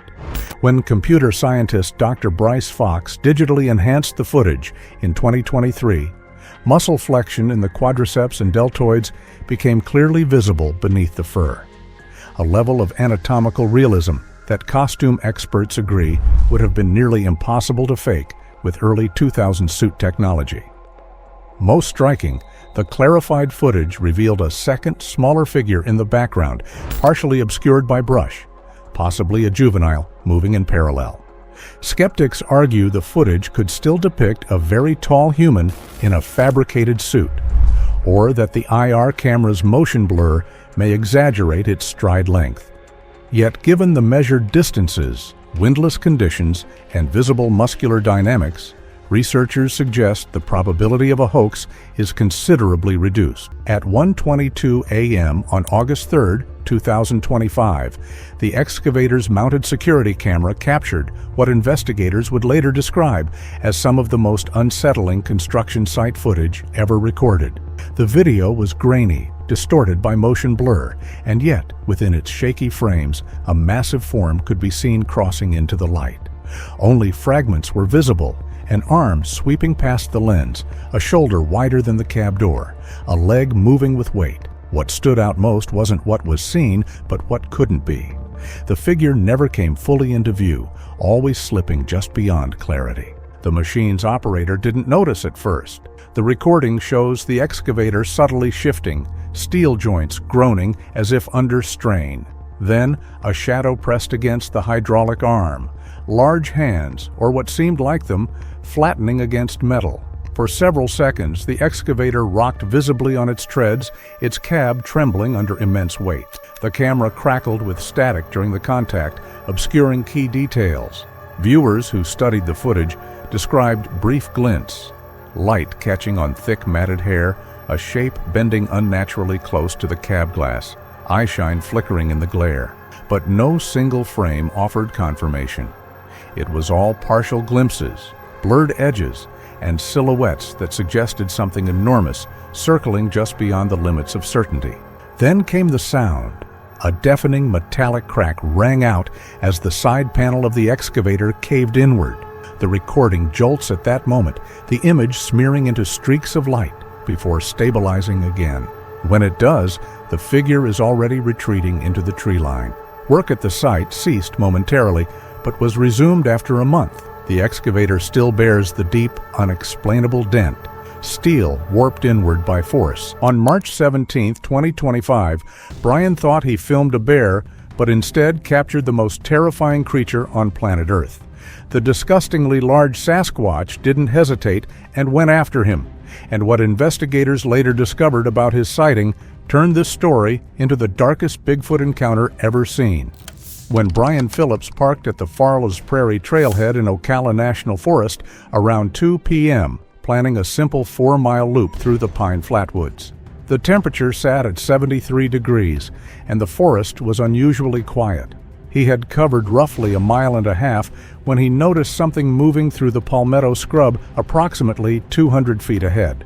His first assumption was a black bear, common in this part of the forest. Black bears were frequently sighted in Ocala National Forest, especially during spring when they emerged from their winter dens. He stopped walking and reached for his phone, more out of excitement than concern. The figure moved between two longleaf pines, and Brian activated his camera. Through the screen, he watched as the shape emerged into a small clearing. It was walking upright. The stride was too long, the proportions completely wrong for a human. The shoulders were massive, easily 3 feet across. Brian estimated the height at around 7.5 feet, though the uneven terrain made precision difficult. Dark brown hair covered the entire body, matted and thick. It moved with purpose, not the shambling gait of a bear on its hind legs. Bears could walk upright for short distances, but their movement was clumsy, unstable. This was different.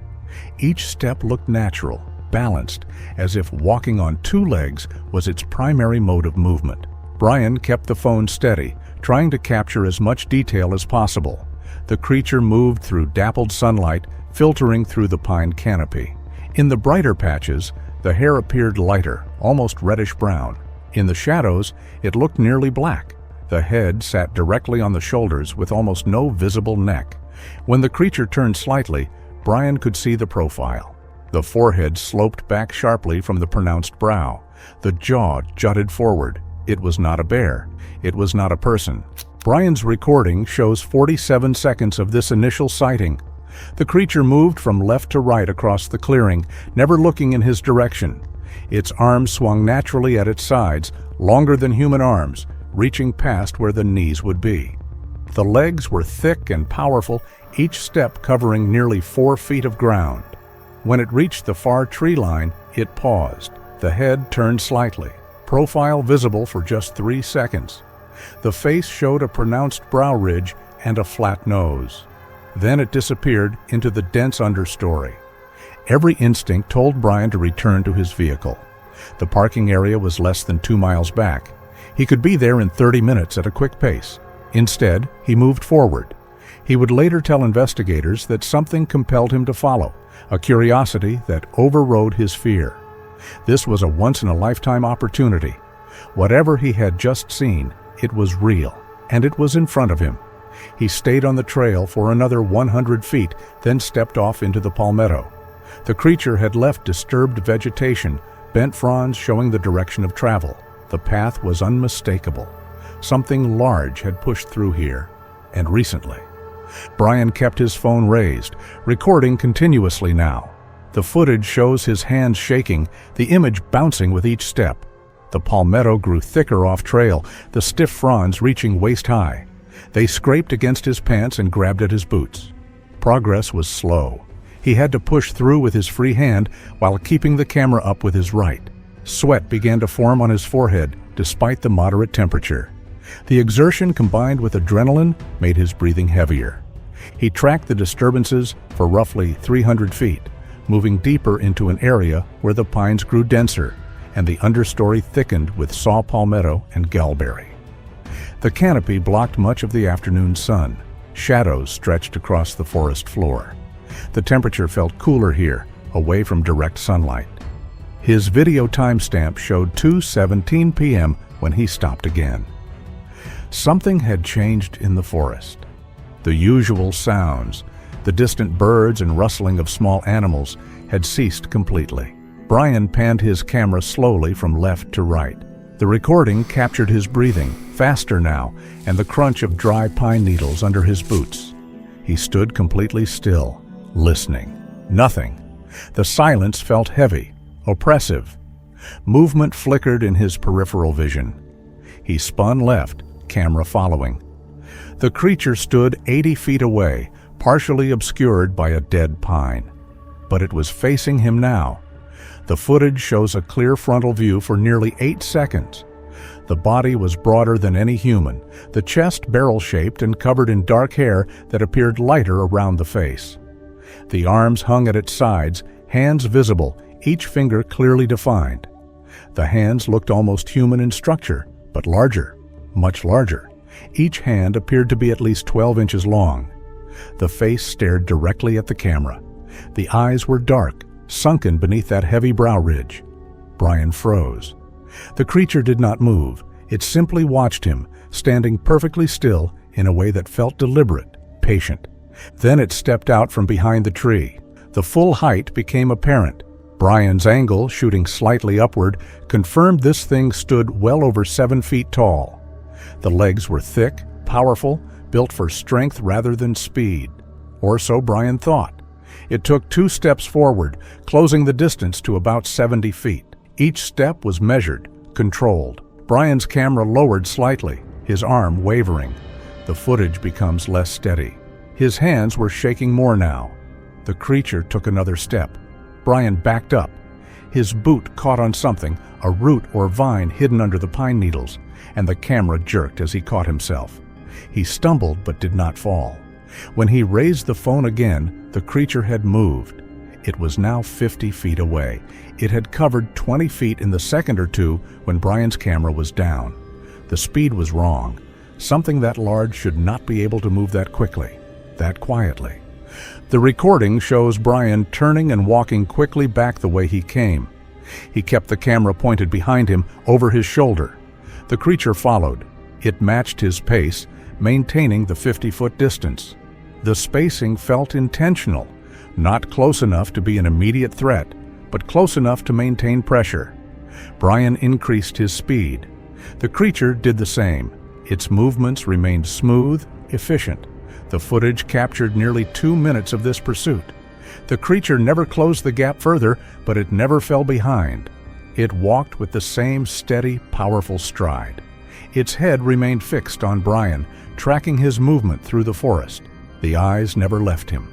Brian glanced forward to navigate, then back to check the creature's position. Each time he looked back, it was still there, still maintaining that exact distance.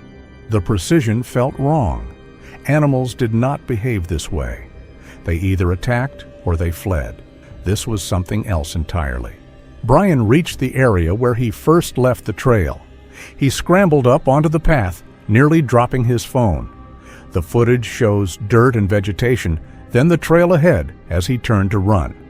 He looked back one more time. The creature stood at the edge of the trail, 40 feet away now.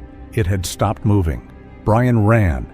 The recording went dark as he shoved the phone in his pocket, but the audio continued. His breathing came in gasps, his footsteps pounding on the hard-packed sand trail. The audio captured something else. A sound that started low, almost a rumble, then rose in pitch. It lasted perhaps 5 seconds, unlike anything in the Florida wilderness. Not a bear, not a panther, not any known animal. The vocalization seemed to come from multiple directions, echoing through the pines. Brian's running footsteps stuttered, slowed. The camera came back out of his pocket. The footage shows the trail ahead, empty. Brian turned in a full circle, nothing visible in any direction. He moved forward again, no longer running but walking fast. His breathing had settled slightly. The trail curved ahead, returning toward the prairie. Brian checked behind him every few seconds. The forest remained empty, but something felt wrong. He later described it as a pressure, a sense of being watched from all sides. The footage shows him scanning the tree line continuously. At 2:31 p.m., roughly 14 minutes after the initial sighting, he was approximately half a mile from his vehicle. A crack echoed through the forest. The sound was sharp, loud like a gunshot. Brian spun toward the sound. His camera captured a pine branch, easily 6 inches in diameter, falling to the trail 30 feet ahead. It hit the ground with a heavy thud that sent up dust. The branch had broken cleanly, snapped near the trunk. There was no wind. The air was still. Pine branches did not simply break on their own. Brian approached slowly, his footsteps hesitant. The footage shows him looking up into the canopy. The tree where the branch had broken stood at least 40 feet tall. Nothing visible in the upper branches. No movement. He stepped around the branch and continued. His pace had slowed considerably now. He checked the forest on both sides constantly. 20 feet later, another crack. This time from the right side of the trail. Another branch, this one even larger, perhaps 8 inches across. It crashed through the understory, breaking smaller branches on its way down. It landed 15 feet from where Brian stood.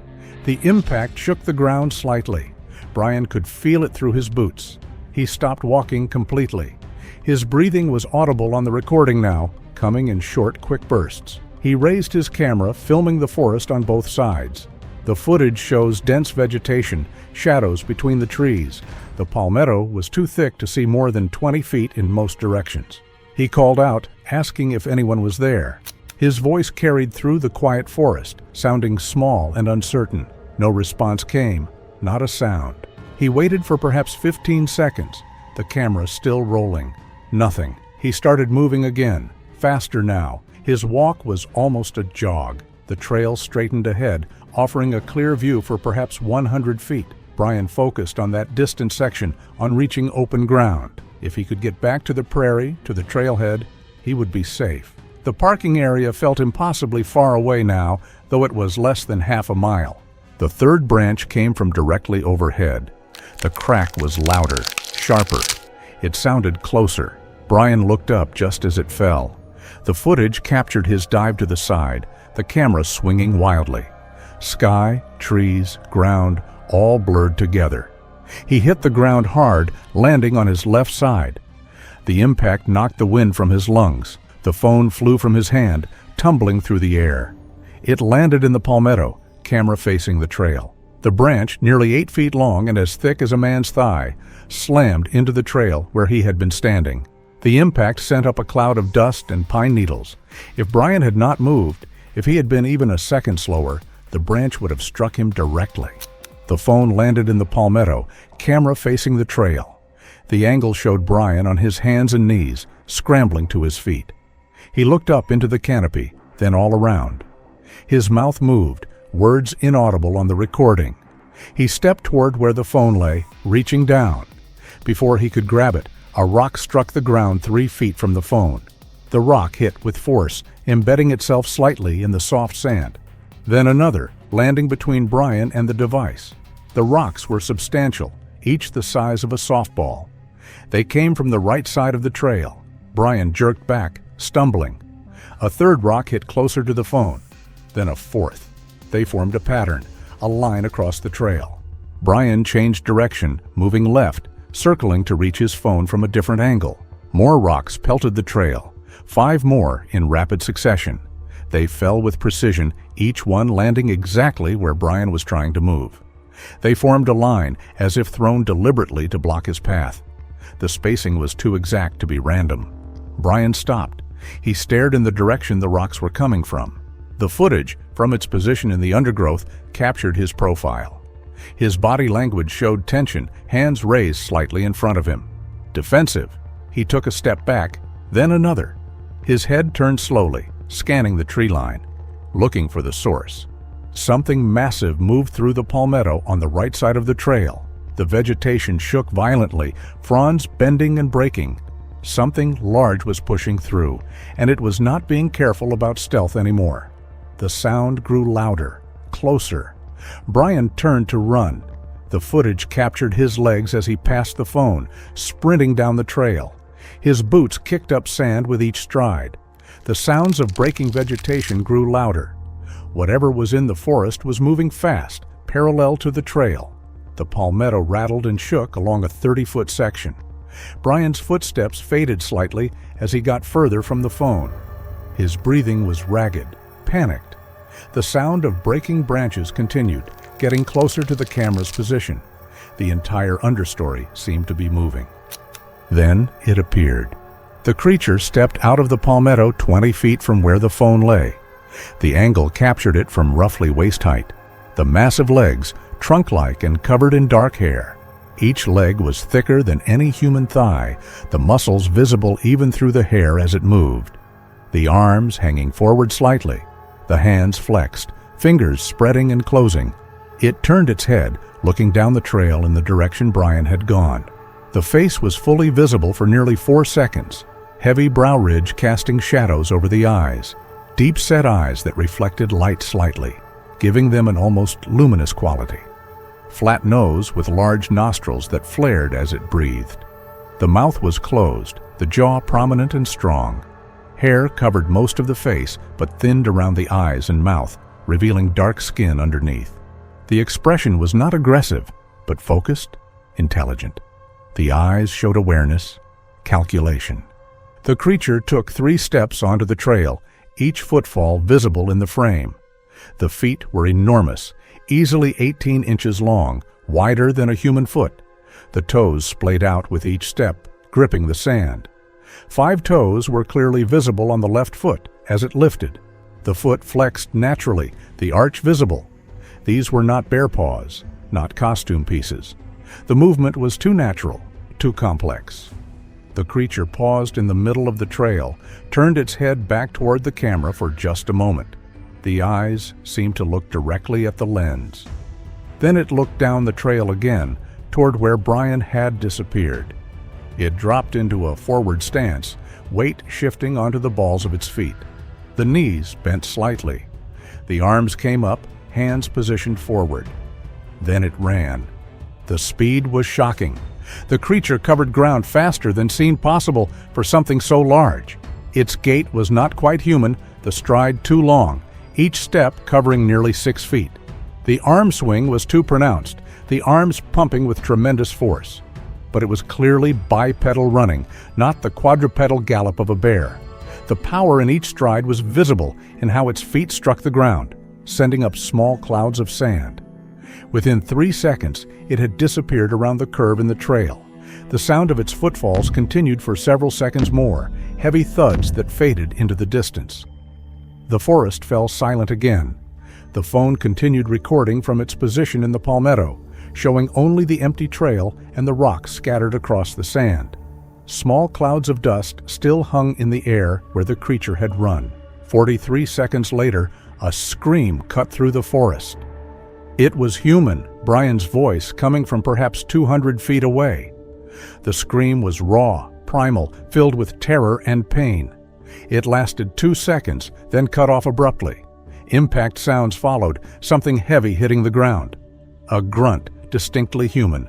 More sounds of struggle, breaking vegetation, thrashing, then silence again. Complete silence. The phone recorded nothing but that silence for nearly 30 seconds. No birds, no insects, nothing. Even the wind seemed to have stopped. The forest held its breath. Movement appeared at the edge of the frame. Brian came into view, crawling on the trail. He was bleeding from his forehead, blood running down the left side of his face. The cut was deep, possibly from hitting the ground or a rock. His shirt was torn at the shoulder, the fabric hanging loose. Scratches covered his exposed shoulder, some deep enough to bleed. He crawled toward the phone, each movement showing pain. His left arm dragged slightly, not moving correctly. The shoulder hung at an odd angle, dislocated. He reached the phone, grabbed it with his right hand. His fingers were shaking, barely able to grip. The camera swung up, showing his face for just a moment. The blood, the wide eyes, the dirt caked on his right cheek. His mouth was open, breathing hard. Then the footage went dark as he pulled the phone close to his chest, curling around it protectively. The audio continued. Brian's breathing was ragged, gasping. Each breath sounded painful, catching in his throat. Footsteps approached, heavy and deliberate. Not running now. Walking. Slow. Each footfall was distinct, spaced several feet apart. They stopped close, very close, perhaps 3 feet from where Brian lay. A new sound emerged, a breathing that was not Brian's. Deeper, slower, resonating. It came from directly above the microphone. Something was standing over him. The breathing was steady, controlled. Whatever stood there was not winded from the chase. Brian's breathing stopped as if he was holding his breath, trying to be completely still. The other breathing continued, a sniffing sound, like an animal investigating something. Long inhalations, processing scent. This continued for nearly 20 seconds. Each second must have felt like an eternity for Brian, lying there wounded with something massive standing over him. A low sound, almost a grunt, came from whatever was standing above Brian. The tone was neither aggressive nor curious. It sounded almost satisfied, confirmatory. Then the heavy footsteps again, moving away. Each step clearly audible. They grew fainter but did not hurry. The creature was walking, not running. The footsteps stopped somewhere in the distance, still close enough to hear, perhaps 40 feet away. Brian's breathing resumed, sharp and quick, hyperventilating. He did not move. The audio captured him lying there for another minute, maybe longer. His breathing slowly steadied, though it remained fast. Finally, movement, fabric rustling, the sound of him sitting up, a groan of pain, his voice barely a whisper, words unclear. Could have been prayer? Could have been nothing? The camera came back up, pointing ahead. The footage showed the trail, empty now. Brian panned right, then left. Nothing visible. He struggled to his feet, the camera shaking violently. Getting up took nearly 10 seconds. Each movement was agony. His left ankle gave out the first time he tried to stand, and he dropped back to one knee with a gasp. On the second attempt, he made it upright, but could not put full weight on the left leg. He started moving, limping badly. His left leg was not working properly. The ankle was either badly sprained or broken. Each step came with a grunt of pain. The camera pointed down at the trail, showing his boots and the sand passing beneath. Blood dripped from his forehead, leaving dark spots on the sand. He moved perhaps 30 feet, each step slower than the last. Then he stopped. He raised the camera again. The creature stood in the trail ahead. The distance was hard to judge from the footage, but investigators later estimated roughly 60 feet based on known trail features visible in the frame. It faced Brian directly, standing in the center of the trail. The lighting was better here, the canopy thinner. Late afternoon sun filtered through, illuminating the creature clearly. The footage captured details that had been obscured in shadows before. The massive shoulders, the broad chest rising and falling with breath. The arms, so much longer than human proportions, hanging relaxed at its sides. The face, mostly hair-covered, but the eyes visible. Dark eyes, watching. Not black like a bear's eyes, but dark brown, almost human in color. The creature's chest moved with its breathing, slow and steady. It shifted its weight from one foot to the other, a subtle movement, but distinctly visible. It did not advance. It simply stood there, blocking the trail, watching Brian with what could only be described as curiosity. Brian took a step backward. His injured leg nearly buckled, but he caught himself. The creature did not react. Its head remained level, eyes fixed on Brian. Another step back. Brian's breathing was loud on the audio, each breath catching with pain. Still no movement from the creature. It waited. Brian turned and began moving away, faster now despite the limp. His body was running on pure adrenaline, overriding the pain signals. He kept the camera pointed behind him. The creature remained where it stood, watching him retreat. Its posture was relaxed, non-threatening. It made no move to follow. Brian covered roughly 40 feet, each step visible in the shaky footage. He fell once, going down hard on his right knee. The camera caught the impact, then sky as he nearly dropped the phone. He recovered, got back up, kept moving. When he glanced back once more, the creature was gone. The trail stood empty. No movement in the vegetation, no sound. It had simply disappeared, as if it had never been there at all. The remainder of the footage showed Brian's painful journey back to the trailhead. He fell twice more, the camera capturing the ground, then sky, then the trail again as he recovered. He never stopped checking behind him. The forest remained quiet, no signs of pursuit. At 2:49 p.m., he reached the parking area. His vehicle was the only one there. The footage showed him fumbling with his keys, dropping them once before getting the door open. The recording ended as he collapsed into the driver's seat. Brian drove directly to Advent Health Waterman in Tavares, 35 miles from the forest. Medical records show he arrived at 3:27 p.m. with lacerations to his scalp requiring 12 stitches, a dislocated left shoulder, severe bruising across his back and left side, and a sprained left ankle. The attending physician documented Brian's account of being attacked by an unknown animal while hiking. Brian turned over his phone to Tavares Police Department that evening.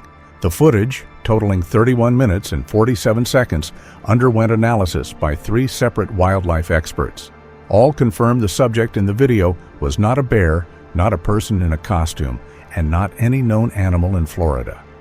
The proportions, movement patterns, and physical characteristics did not match any documented species. Frame-by-frame analysis of the clearest shots showed details impossible to fabricate with 2025 consumer technology, including individual hair movement, muscle definition beneath the hair, and micro-expressions in the facial features.